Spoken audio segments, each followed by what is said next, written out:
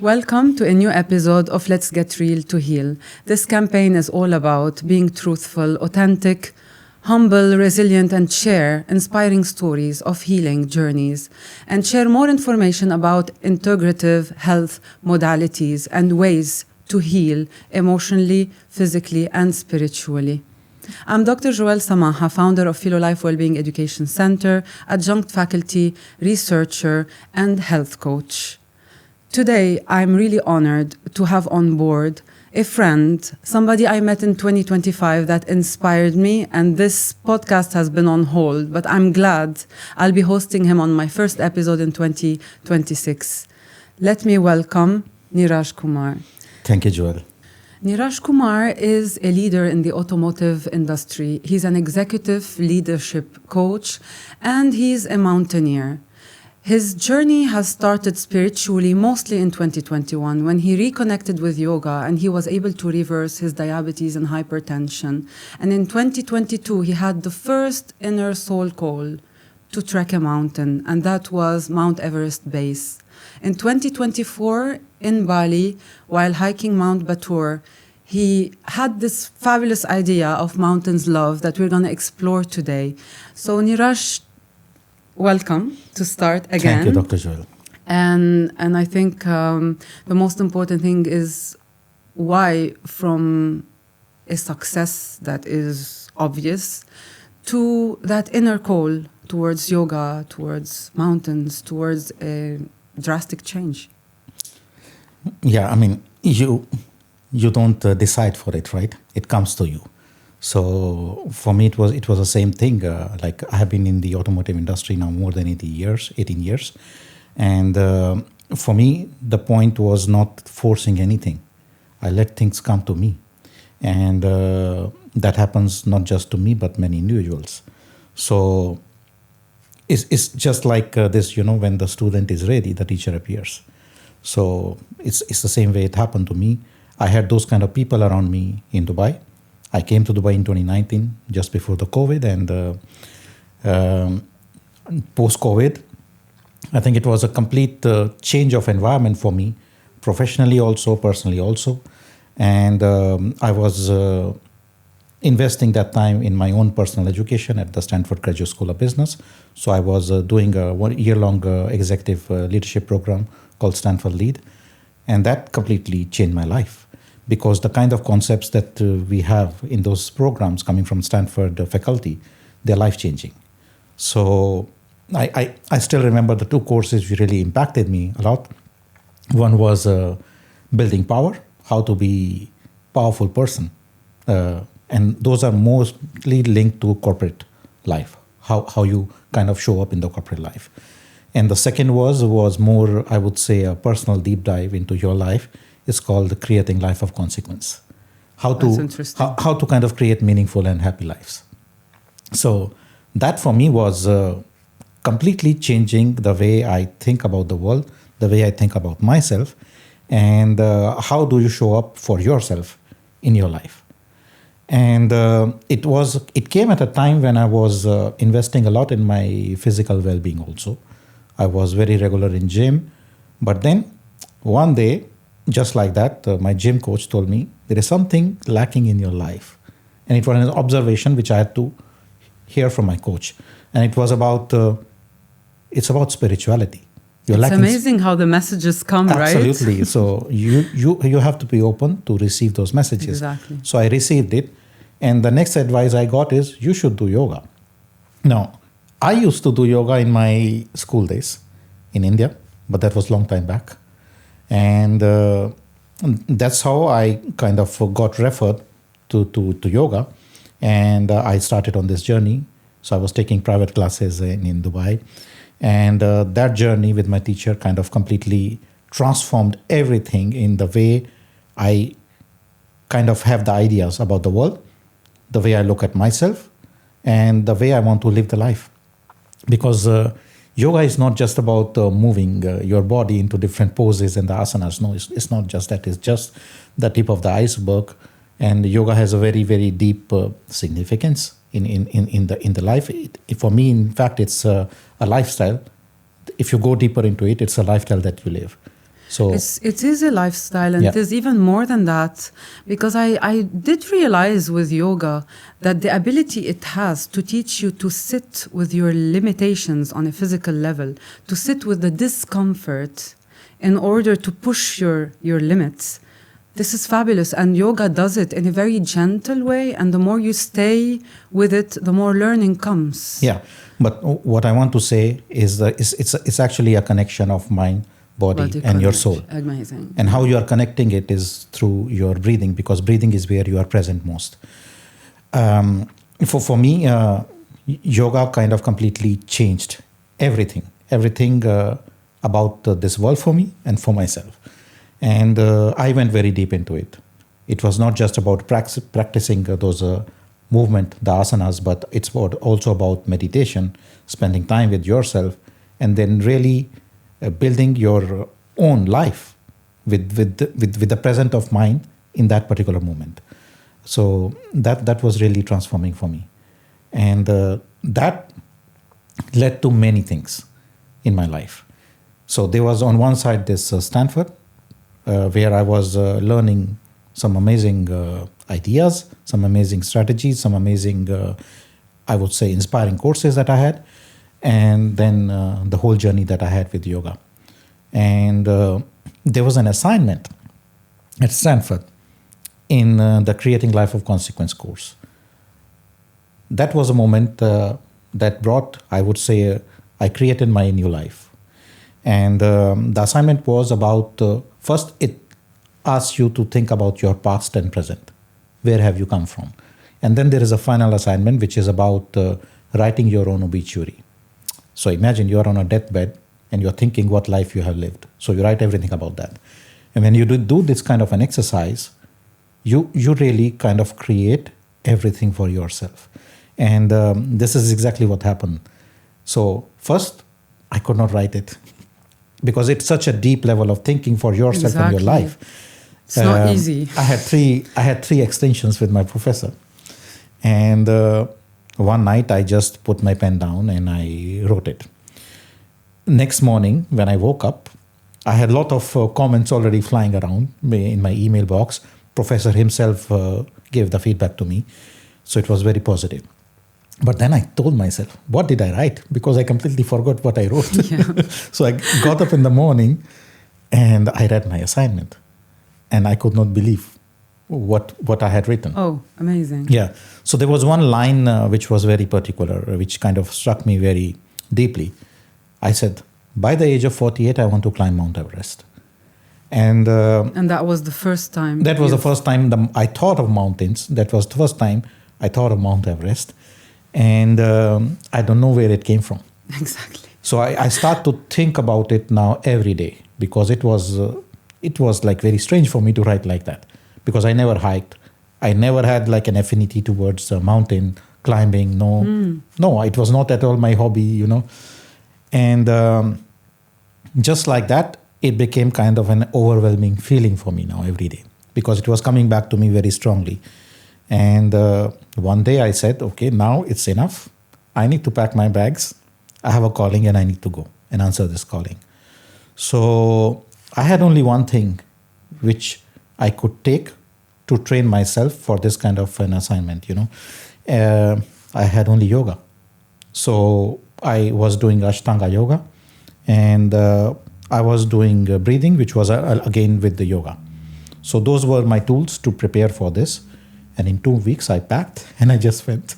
How powerful is the mind, right? It is. It's so powerful. It can play against us, or it can boost our achievements beyond Absolutely. imagination. But what is very important is when you have a calling like this, you need to be receptive of this. True. And you need to answer that. Very true. And the way you answer it is by taking an inspired action. And this is what I did. If you come back to your limitations, your limiting beliefs, you will never listen to it. And you will not answer by taking that inspired action. For me, that was a moment where all the transformation was happening around me, that I was able to take that inspired action. So I booked and I went. And I did it without any difficulty. Like, for me, it was like I I was just enjoying myself the most. I was being myself the most, and I loved every moment of it. And for me, it was a time where I would say it's an action that you do with a lot of love for yourself, because when you choose yourself and you answer the things which you are called for, this is where the most this is where the most love exists for yourself. There is no fear. And for me, it is exactly that moment for anybody listening also. It's about shifting from the frequency of fear to the frequency of love. That's so beautiful. And I think because you mentioned your Stanford assignment, and at that period you also reversed your physical, let's say, misalignments. How do you think the fact that you chose yourself once and you chose to be healthy and you aligned your beliefs to choose yourself, how did it impact your physical health? Because most of the times people do not understand that if they are diagnosed with diabetes, hypertension, etc., that doesn't mean they have to jump into pills and assume that, it's old age starting, and I hear it a lot. Yeah. So for me, I didn't have the kind of chronic illnesses. This was mostly, I would say, linked to the lifestyle. Exactly. I used to work a lot. Yeah, I was very demanding on myself. I used to hold myself accountable for a lot of responsibilities, I would say, which is good. But at the same time, I think you have to take care of taking care of yourself. So I think that this was one part which was kind of misaligned in my life because I was working a lot. And when I switched to yoga, when yoga appeared in my life, I think that was a realization which I had. You slowed down. I slowed down. I kind of went into that present moment, starting to live in that present moment. And when you go to that present moment, this is where you realize what's happening around you and where you have to be and what you are. So that self-awareness started to come in my journey with yoga. And what are the benefits? So it is not just yoga, it can be any other thing which you are called for and you enjoy doing. It can be gym also. For me, it was a combination of yoga and gym. But once you go deep into it, it calms your nervous system. Neeraj, what did the mountains teach you? Because we had these discussions when we met initially. We were discussing our shared experience, which is Mount Batur hike in Bali, and we were saying there is a magic in that place when you reach the top and you watch the clouds and the volcano and the scenery. It is transforming. So, and I think deep down as well, my idea of the podcast, etc., started from my last trip to Bali. So what did the mountains teach you, and how did it shift you from the world of speed, of cars, of Formula One into a place of calmness, into a place of connection, into a place of authenticity? I think before going to Mount Batur, I would go to Mount Everest Base Camp, because that's where I would say everything struck me very beautifully, struck me in a very loving way. When you're doing that trekking to Everest Base Camp, it's very challenging, that's first part, but then it brings you back to yourself. So you are back home to yourself, because you are going in a journey, you are trekking, you are concentrating on your breathing, but most importantly, you are in a present moment looking at each step that you are taking. And for me, it's not just a meditative, but it's very transformative, because first thing, the people around you, you find some amazing people on those kind of trips. So I had some amazing people. So that's one level of inspiration. Second, when you are doing this kind of extreme journey, it is inspiring for you also that you are able to do something which you never imagined. And then when you finally accomplish it, there is something which shows up. And for me, it was a lot of emotions which I would have never expressed to myself. So they all came out. And then there is a realization that who you are and that purpose gets answered. It takes courage and vulnerability, and it's a tough moment. Definitely. And first, it takes a lot of courage and vulnerability for yourself. Exactly. Like what you are. listening to yourself and then answering it for yourself. And then, if you're ready, you share it with others with a bold voice, with a lot of courage. So that was a moment for me at the Everest Base Camp. And then when I came back, for me, it was not just inspiring for me, but inspiring for all the people who were around me, whether it is my personal life, whether it is for the people in my job, in the corporate world.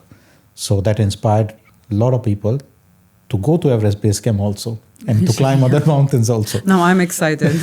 Yeah. I think you're going to be preparing something in March. Yes, when it comes to mountains love. Yeah, I'm preparing an Everest Base Camp leadership and resilience program. So this will be the first expedition which I will be doing with my project called Mountains of Love. So yeah, idea is to take like-minded people who are leaders, who are corporate executives, or who are just simply people who believe in endurance, resilience, or want to have a transformative journey. So if they want to join on this journey, they are most welcome. It's not just going to be a program which is about going to Everest Base Camp. That's the very different part, because I've seen these trips all over Dubai, but what I've not seen before is the way you're approaching it, with modules about executive leadership and the learning you want to bring in. Yeah. So I think that's going to be exciting. The dates are still not 100% confirmed, but I think this is going to be something I'm really looking forward to as well. Yeah, for me, it's a reflection of what I have lived. So I want to share, which is proven, what I have applied on myself. And for me, it's a calling to share with other people. So climbing mountains and trekking, it needs a sense of safety. What did it teach you? What did it teach you in terms of safety, feeling of safety? I don't have a feeling of safety. For me, it's a feeling of love. As I said before, switching from fear to love. Because if you think about safety, you are again coming back from that frequency of fear. When I spoke to you on the New Year's Eve, I was asking you, do you fear death? And I don't know how this question came up, and your reaction was like, no. And I was like, that's interesting. How much does this contribute in taking such risks of climbing mountains and going beyond your limits? So the first thing, you're not doing crazy things.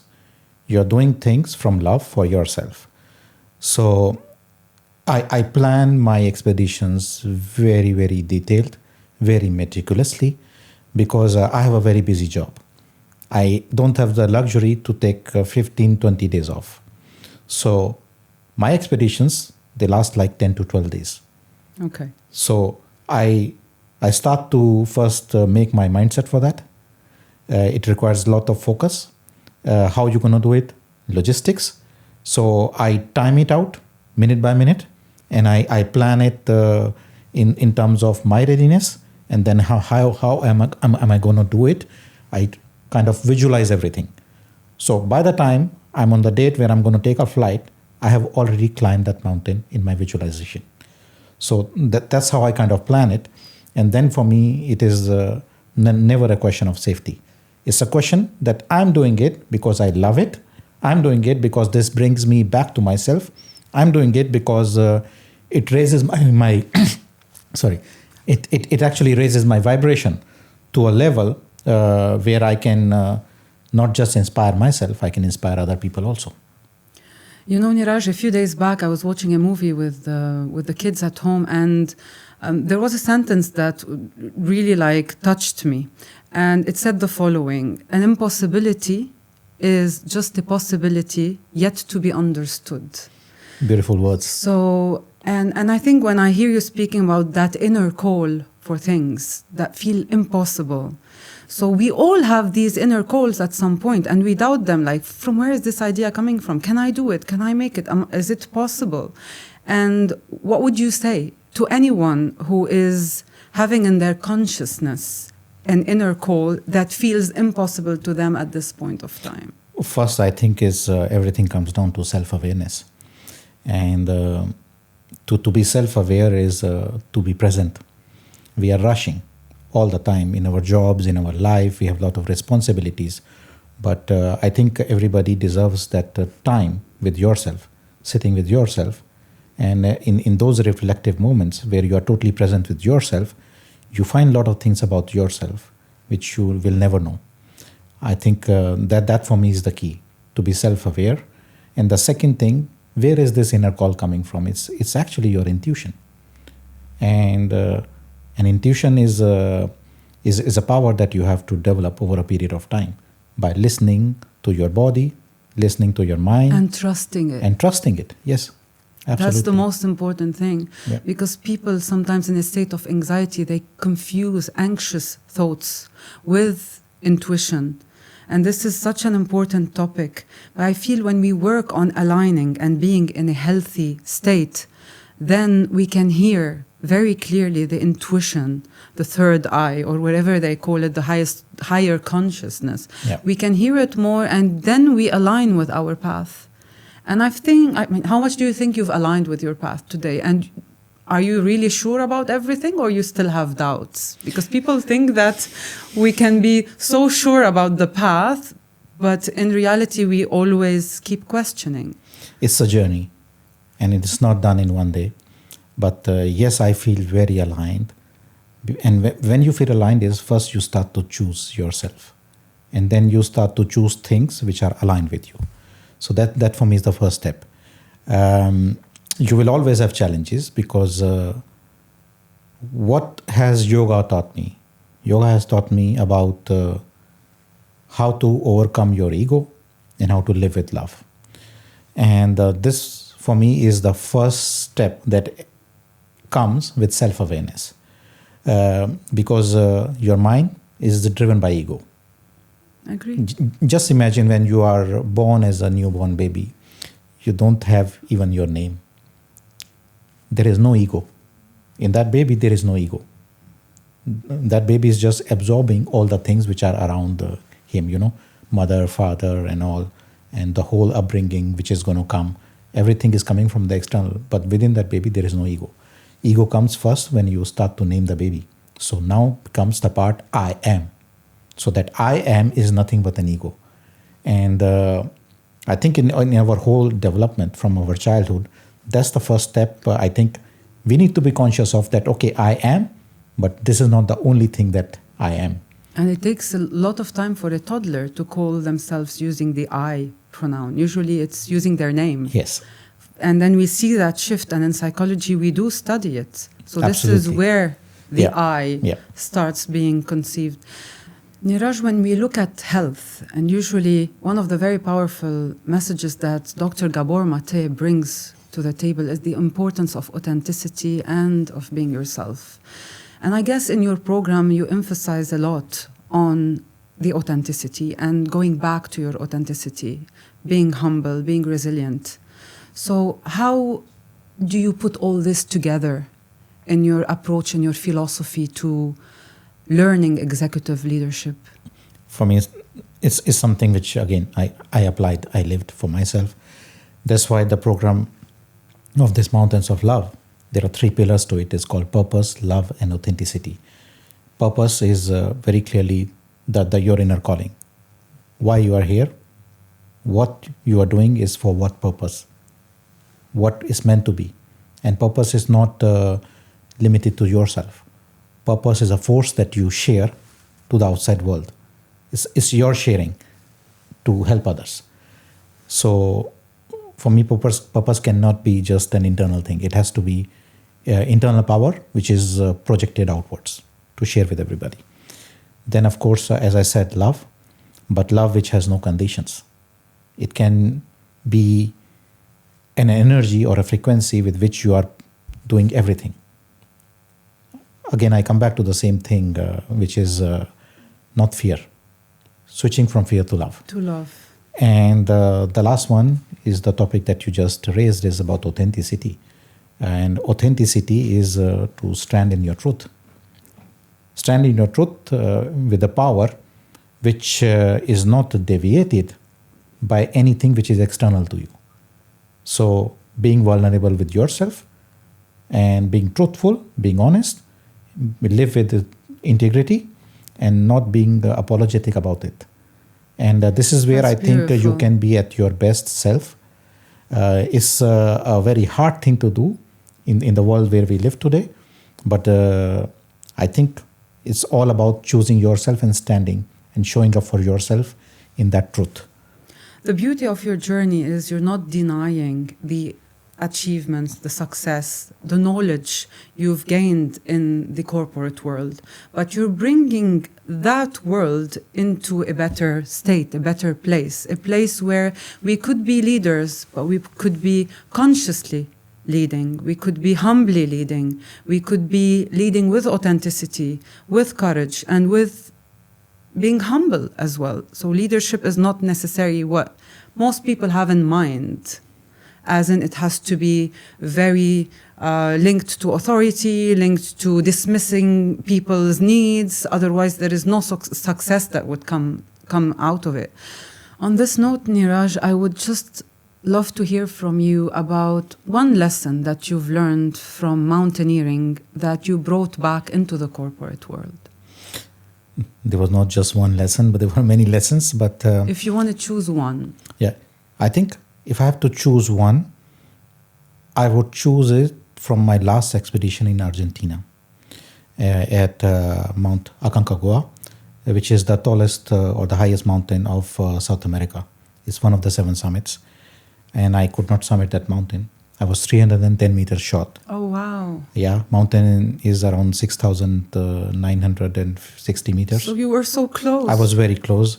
And everybody backed me to summit that mountain, but I chose not to summit simply because I had self-awareness about myself.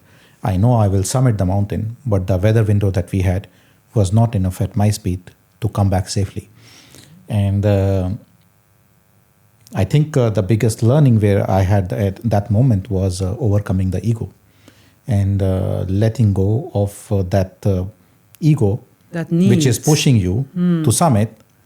But when I am self-aware, I know where I am. I'm in the present moment. And I took this decision. It's a very hard thing to do. Yeah, I because can you're imagine. so much addicted to listen to your ego. And you have that adrenaline rush. Okay, I'm feeling good. I'm going to go and summit it.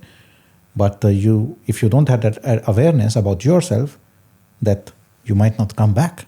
Yeah. So there is more to life, not just about summiting. But that's why for me, mountaineering is not just about going and coming, climbing, and then summiting. For me, it's the whole journey. It's a journey. Journey in the present moment. And the way I take it, that lesson in the corporate world is, again, we never operate from the ego as a leader. I have seen some amazing leaders in my organization also, and in different jobs which I have been. And the most successful leaders are the ones who don't operate from ego. They listen and they inspire. That's real leadership. Yeah. That's real leadership.